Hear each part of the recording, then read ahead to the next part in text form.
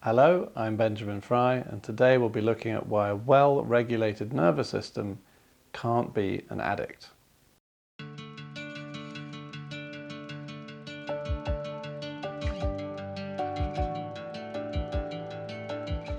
One of the things that doesn't fit easily into a modern model of healthcare is our behavior. And yet there's a huge industry, particularly in America, that's referred to as behavioral health. And typically, this is a nice way of saying dealing with the rehabilitation of addicts in healthcare. But behavior is a very key indicator of our health. And when we look at nervous system theory, it's very easy to see why. So let's start with the idea that we have a dysregulated nervous system. And this means that our response to threat is disordered.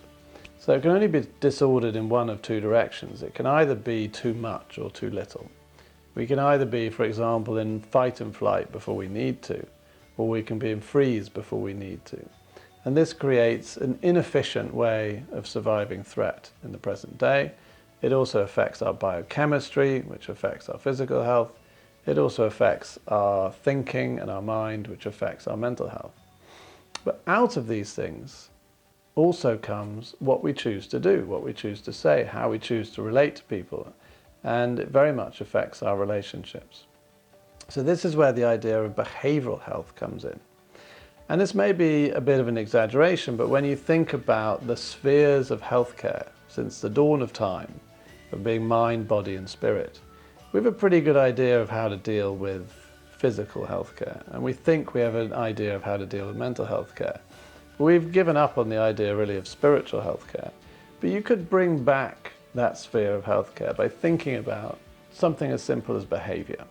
Obviously it's not necessarily spiritual, but there's something about the way that people behave with each other, the way they behave with themselves and the way they behave in community that we look at and we say, you know, that person's healthy or that person's unhealthy. So this seems to be important to think about. Now, there's a very good way of thinking about this from the point of view of the nervous system. You start with a model of a nervous system which is dysregulated. There are earlier videos and earlier blogs to understand how nervous systems became dysregulated from the dawn of time through evolution. But let's just say here we are. Here I am, sitting here. I've got a whole lot of unfinished business in my nervous system, a whole lot of baggage which I'm carrying, which is my unfinished response to earlier threats. And this creates what I might call a dysregulated nervous system.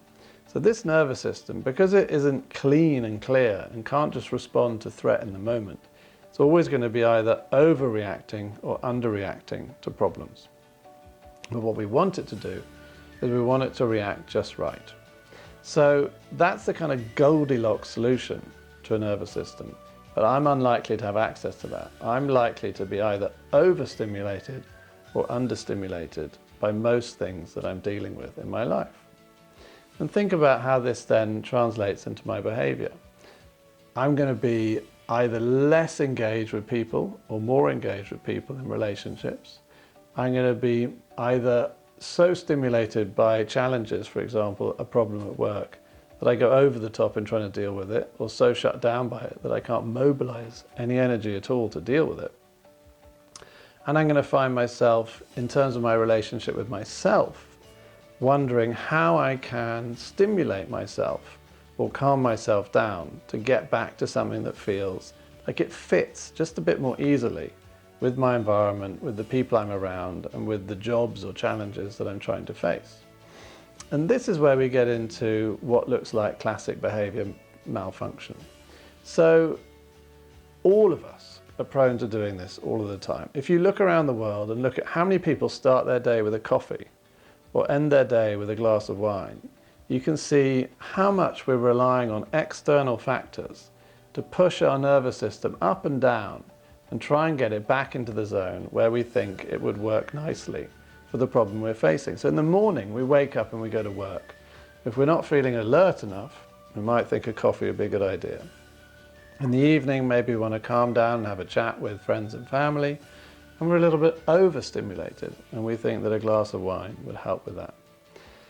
Now, of course, at its extreme, these problems can become very severe. So if you have someone who starts their day with a bottle of vodka, they're unlikely to get on very well with their day, either with the tasks they have to face or with the relationships they're trying to nurture.